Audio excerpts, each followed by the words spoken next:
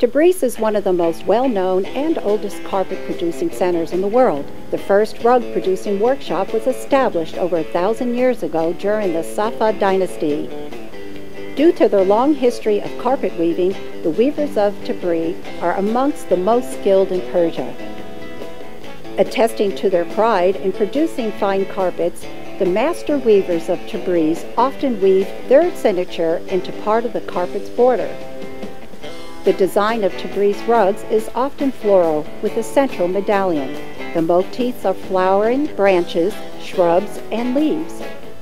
In addition to these classic themes, plant and animal motifs also appear in some Tabriz rugs. Tabriz also have subtitles, such as the elegant and refined Tabriz fish, which has tiny geometric fish designs on the border.